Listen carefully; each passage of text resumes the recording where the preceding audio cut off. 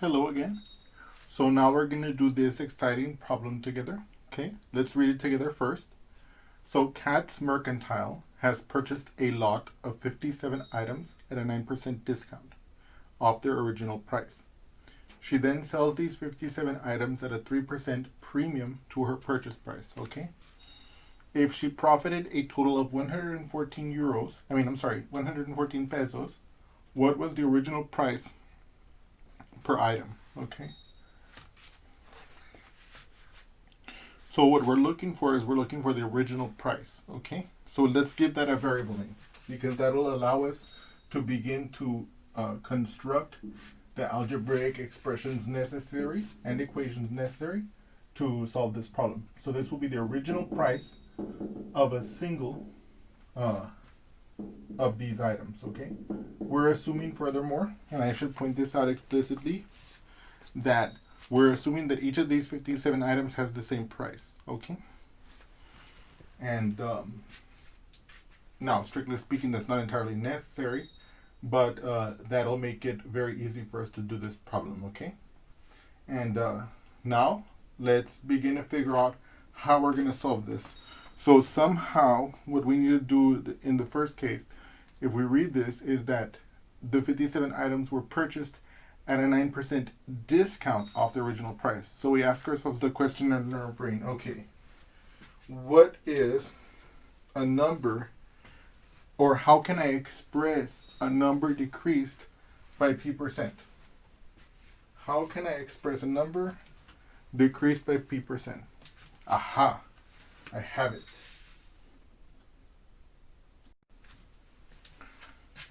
I remember rule 3. If x is decreased by p%, we can express that as 1 minus p decimal times x. Okay? Okay. In this case, therefore, we know it's decreased by 9%, right? So 9%, I can write that as p decimal equals 0.09. Notice it is not 0.9, it is 0.09 because I had to move the decimal place from here once, twice. And when I move it twice and there's not a number in front, I put a 0 there. Okay? So now, what does that mean? That means that the price Kat paid, okay? The price Kat paid, okay, is going to equal to the original price reduced by 9%. So using this expression here, I can see it'll be 1 minus the p decimal, which is 0.09 times x. Okay? What is 1 minus 0.09? Let's do that here. 1 minus 0.09. Aha. I can add a 0 here. I can add a decimal point here. And I can say that's the same thing as 1.00 minus 0.09. But we have a problem. Can I take away 9 from 0? Of course not. 0 is less than 9. How do we fix this? Well, I can think for a moment, aha, I'm going to borrow. But I can't borrow from here. So what do I do then? Well, if we think about this for a moment, and imagine if for a moment we thought of this as 100. Then I could realize, aha, 100 is 90 plus 10, right? So I can remove this one. This becomes a 0. This becomes a 90, and this becomes a 10. Okay? Because 90 plus 10 will give me 100. Okay. So now, though, I can perform this subtraction. 10 minus 9 is 1, of course. 9 minus 0 is 9. Okay? And, of course, the decimal place stays whenever we're doing addition or subtraction. Okay? So that's why I line them up like that. And so now I can write the price Kat paid in a more economical way, in a more concise way, as 0.91x. Okay? So now what I need to do is, so before I move forward, I want to make a brief comment here. One of the things I want you guys to observe, and I know I'm harping on this a lot, but I want to be absolutely clear about this. Notice how here I'm labeling absolutely explicitly what this calculation is for and what it means. Because what that is going to let me do is it lets me build up the solution of this problem in a very systematic way that is easy to interpret later. And also it's much more organized than if I was just doing a jumble of calculations without any apparent logic to it. And of course, let's say you were learning this for the purposes of a test. If you just solve this problem all scratch work without like a logic, that might be fine if you're just solving this problem. But if you want to come back to it and study later, if you have it broken down the way that I have it broken down, for example, you will be reflecting in your brain, oh yes, I see what I was doing back then. Okay, yes, I see how that goes from there to there. Oh yes, I see how that goes from there to there. And as you reflect on that, you will actually be able to study from it, even if you come back to it a month later or 2 months later. But if it's all broken down and it's just jumbled everywhere and there's no apparent logic to it, then it's very difficult to study from, number one. And number two, you're not developing good problem solving habits. Okay? Anyway, now with that said, let's move forward. So they tell us in the problem, okay, she purchased this lot of 57 items at a 9% discount off their original price. But then she then sells these 57 items at a 3% premium to her purchase price. So observe here, this is her purchase price. So now in our brains, we're going to ask ourselves, okay, so she sold them at a 3% premium to her purchase price. Okay? 3% premium to her purchase price. What does that mean? That means somehow the purchase price plus 3% of the purchase price, right? So we then translate that in our brains to what is a number increased by 3%. I'm sure the light bulb is ringing in your head too. Aha. That is going to be rule number 2.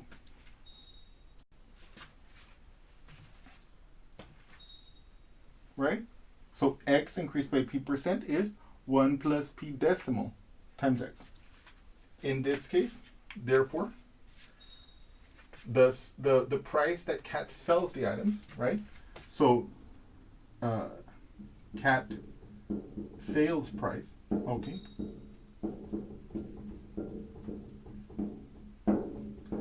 is going to be, now here, the percent by which the purchase price is increased is 3%, right? So we know that 3% corresponds to a p decimal of 0.03. So here we can see that it'll be 1 plus 0.03 times what? What was her purchase price? It was this. This is the amount she paid. So it'll be times that. 0.91x. Okay? And of course you can see here that this becomes 1.03, right, times 0.91 times x. Okay? So this then is how much she sells each of her 750. This is how much she sells her 57 items for individually, and this is how much she paid for them. So how do we figure out the profit? The profit will be, of course, how much she sold them for minus how much she paid for them. Okay? So let's write that down over here.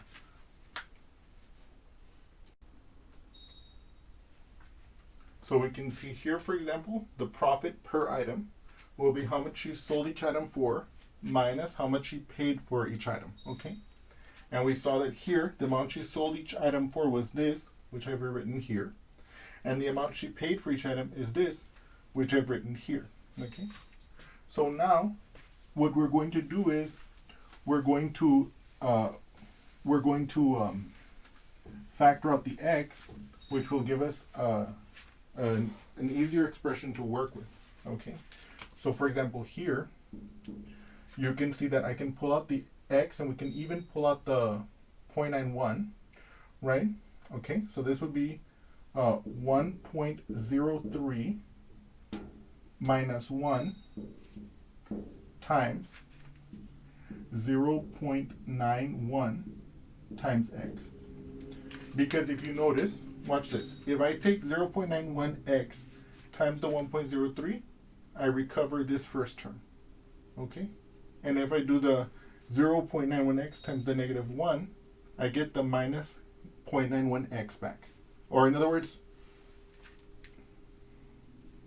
let me just restate that one more time. In other words, as you can see, what I'm doing here is I'm factoring, right? So let's just recap here. If I take this term and I distribute in here, I will recover this. 0.91x times 1.03 gives me that term. You see that? And 0.91x times the negative 1 will give me that term. Okay? But now look at this. This simplifies. What is 1.03 minus 1? That's just 0.03, okay? And then that is times 0.91, and then times x. So that's how much she profited per item. But how many items were involved? And see, this is where this like step-by-step thought process pays off. We know that this is the profit per item. She had 57 items. Her profit was 114.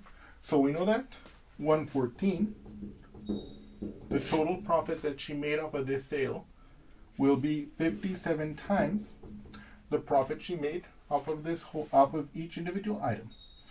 0.03 times 0.91 times x. Okay. So look at this here. Now finally we're at the equation that we're going to be able to use to solve, to find out what the original price of the items were. Okay. And again, just to recap how I got to this final line. This expression represents the profit per item. Cat's Mercantile sells 57 of these items. So 57 times the profit per item will give us the total profit, which they tell us is 114 pesos. So that's why this total profit equals 114. So now what you can see is that we're going to have to solve this problem. Okay? Okay, let's do that together.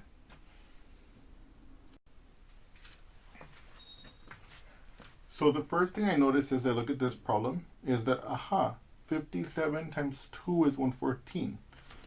So what I can do is I can divide both sides by 57 first, right? That'll give me 2 equals to that expression in there, 0.03 times 0.91 times x.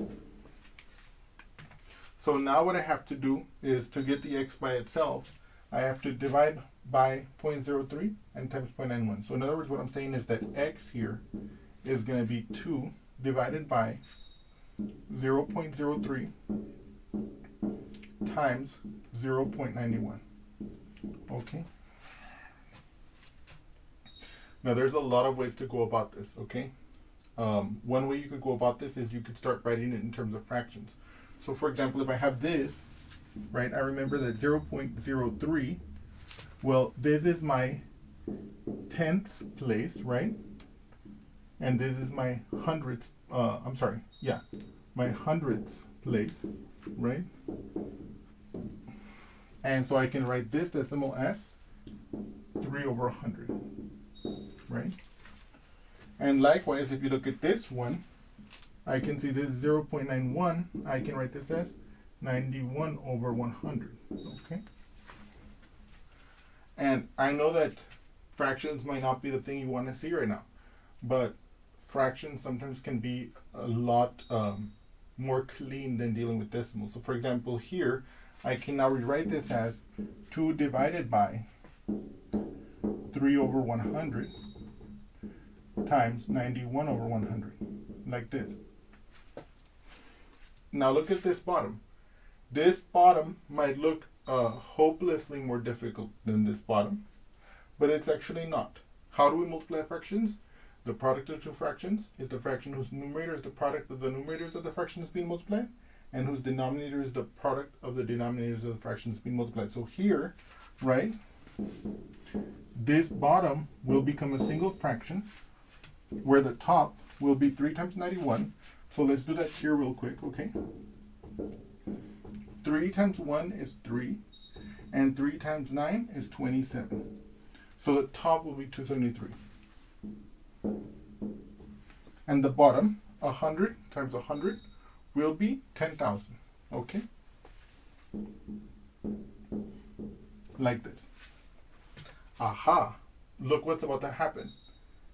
Well, when we divide by a fraction, we multiply by the reciprocal. So here we're dividing by the fraction 273 over 10,000. So this will become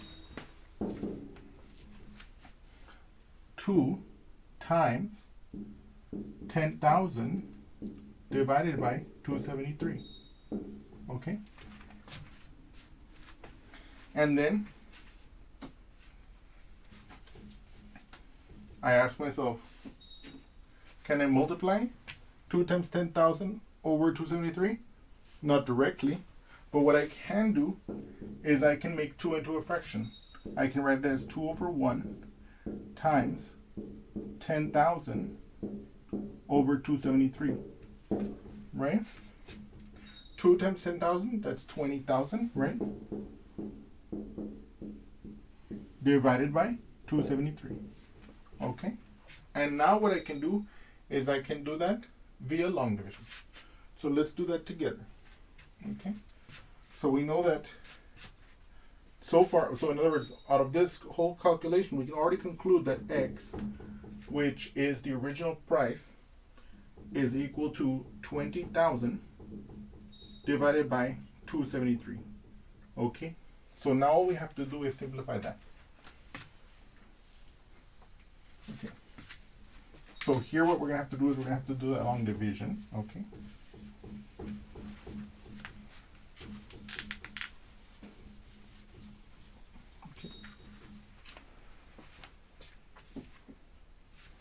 So I'm going to put the 273 on the outside of the house, right? And I'm going to put the 20,000 on the inside. Okay. And of course, as before, I'm going to make a multiplication table. Okay.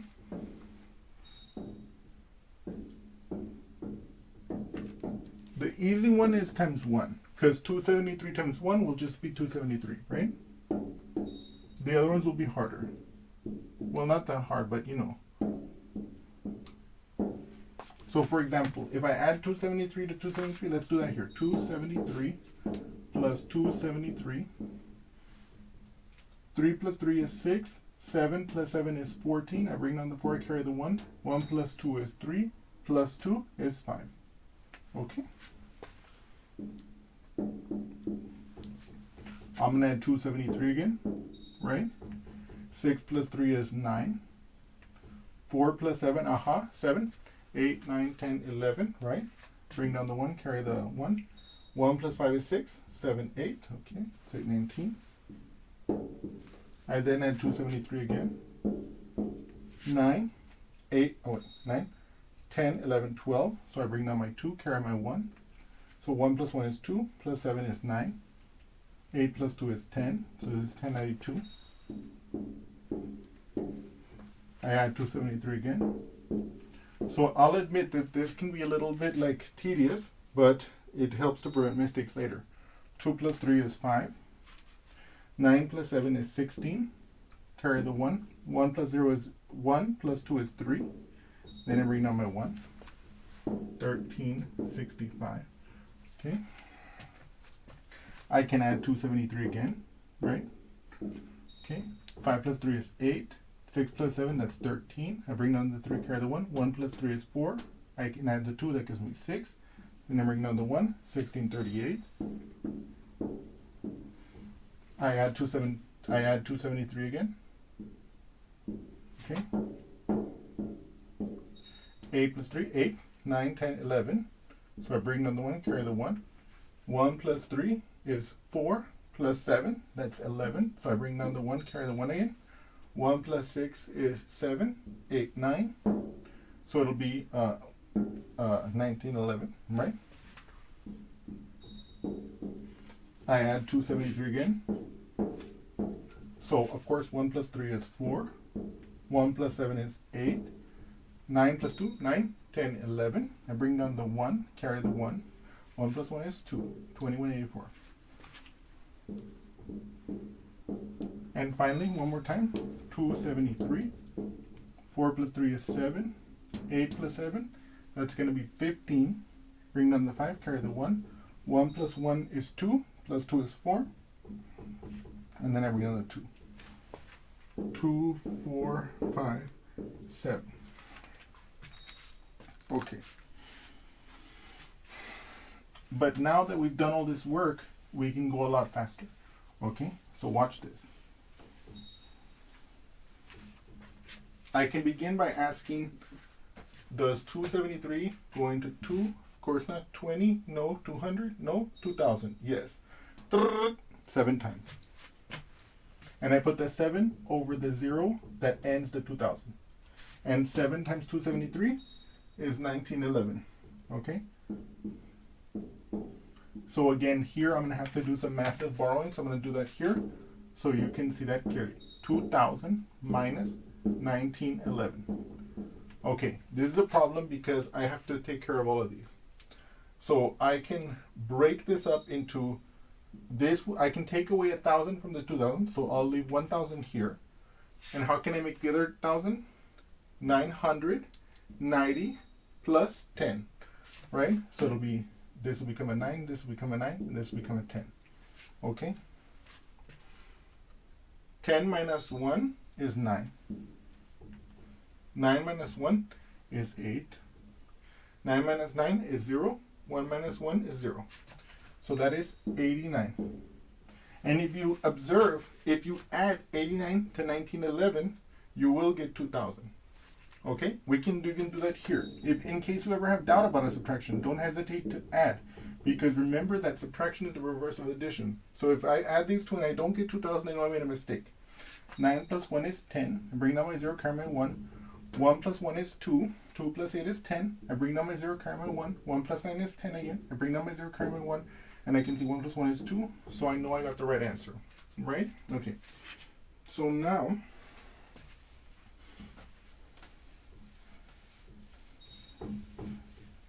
okay. So now look at this. I have 89, right? I subtracted these two, and I got 89. I bring down the 0, and I ask myself, how many times does 273 go into 890? 3 times. So it's 3 times here, right? Okay. 3 times 273, that's 819, okay? Now, again, I'm going to have to borrow. So let's look at that here. 890 minus 819, okay? This becomes an 8. This becomes a 10. 10 minus 9, that's 1. 8 minus 1 is 7. Okay?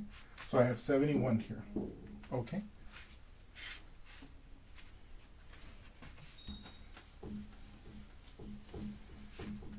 Now, what I want you guys to observe here is that I have no more digits to drop here. So, strictly speaking, if I terminate the division here, I can get a mixed number. Okay? What would that mixed number be? It would be the 73 on top, right? That would be our whole part. And it would be 71 and 273 as my fractional part. Okay?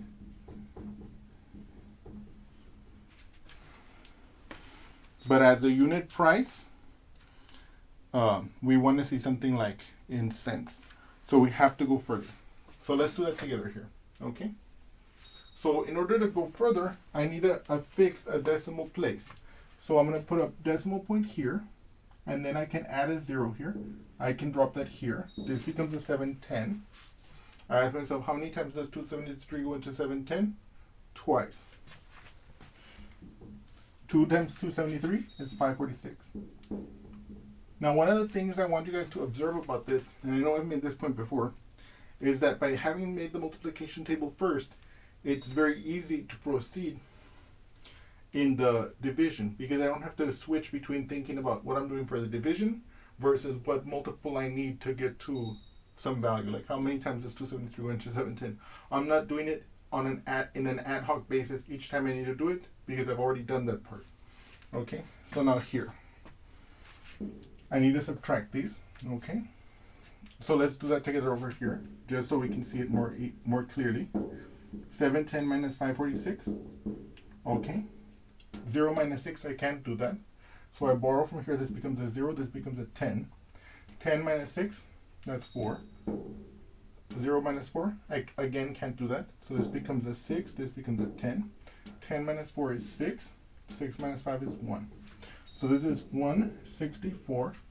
Then I can affix another 0 here. I can drop it. I ask myself, how many times does 273 go into 1640? 6 times. You see that? And then that's 1638. You can see here that will leave us, that when I subtract these two, I get 2, right? Because 2 plus 1638 is 1640, right? So then I have subtracted it, I get the 2, okay? I affix the 0, I drop it, I get 20. Does 273 go into 20? No. So I add a 0 here, I multiply times 273, I get 0. I subtract, I get 20. But now I've subtracted, so I can bring down another 0. And by the way, so this is what I mean by dropping down one digit at a time, because you can keep track of these things. Now I've dropped 1 0. I can now ask myself again, does 273 go into 200? It again does not go into 200. So I affix another 0 up here. Okay? 0 times 273 is again 0. 200 minus 0 is 200 again. But now I can affix another 0 here, and I can drop it. And the question becomes how many times does 273 go into 2000? And that will be 7 times. And if I'm not mistaken, so then 7 times 273 is 1911. Then I'm going to subtract it, and I'm going to get 890. Wait, what? No, I'm sorry. I'm going to get 89. Yes. Right, I subtracted it. I got 89. I'm going to bring down another 0, and you can see that this will actually start to repeat. Okay? But as far as dollars and cents go, we usually only go to the second decimal place. So we would say that this would equal 73 pesos and 73.26 pesos. Okay. Okay. So the original price per item was 73.26 approximately pesos. Thank you. By the way, it goes without saying that I hope you all have enjoyed this example.